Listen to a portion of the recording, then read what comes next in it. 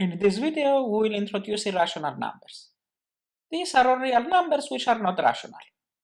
And as the following theorem shows, irrational numbers do exist. For example, the square root of 2 is not rational, and so it must be an irrational. So let's prove this. And for contradiction, we start by assuming that the square root of 2 is rational. And this means that we can find integers m and n with n not equal to 0, such that the square root of 2 is equal to m over n. And we can divide both the numerator and the denominator by their greatest common divisor, so we may assume that m and n have no common factor. And then, since square root of 2 is equal to m over n, squaring both sides we get that 2 is equal to m squared over n squared, and multiplying by n squared, we get that m squared is equal to 2n squared.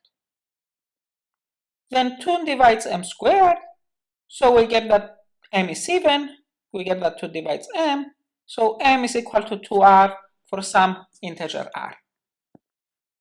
Okay, but then 2n squared is equal to 2r all squared, which is 4r squared, and dividing by 2 we get that n squared is equal to 2r squared. But then 2 divides n squared, and so 2 divides n. But this is a contradiction because we assume that m and n have no common factor. And a very similar proof can be used to show the following theorem, that if we have a prime number p and a natural number k which is greater or equal to 2, then the kth root of p is irrational. So let's see the proof of this as well. Again, we suppose that the kth root of p is rational. So we can find integers m and n with n not 0, such that the kth root of p is equal to m over n. We may assume that m over n have no common factor, and we can then rearrange to get that m to the k is equal to p times n to the k, and so p divides m to the k. But p is a prime number, so by Euclid's lemma, it follows that p divides m. In fact, it follows by generalization of Euclid's lemma. So m is equal to p times r for some integers r. Then p times n to the k must be equal to p to the k times r to the k. And so n to the k is equal to p to the k minus 1 times r to the k. But k is greater or equal to 2, so p must divide n to the k. But then we get p dividing n, again contradicting the fact that m and n have no common factor. Our next result shows that if we have an irrational number x and a rational number r which is non-zero, then we have a list of numbers here which are guaranteed to be irrational. And these are x plus r and x minus r times x and x divided by r, minus x and 1 over x.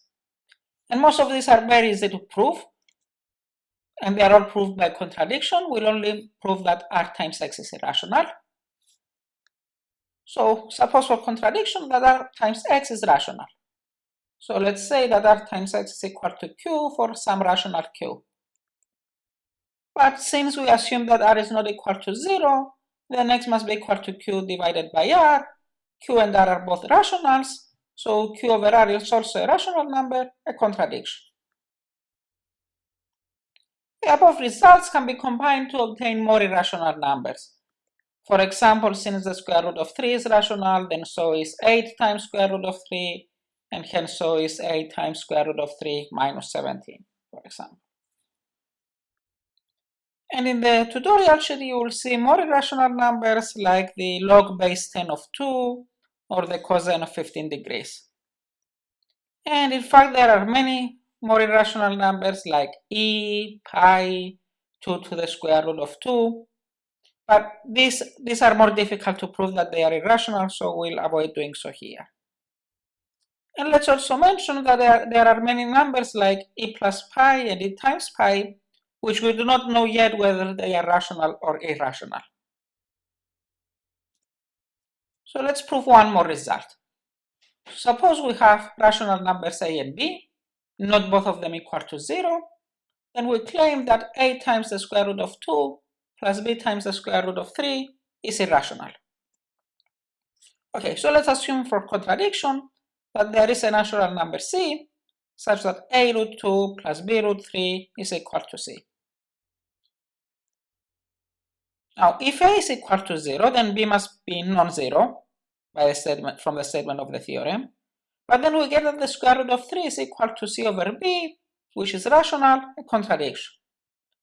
And we get a similar contradiction if b is 0. So we may actually assume that both a and b are non-zero.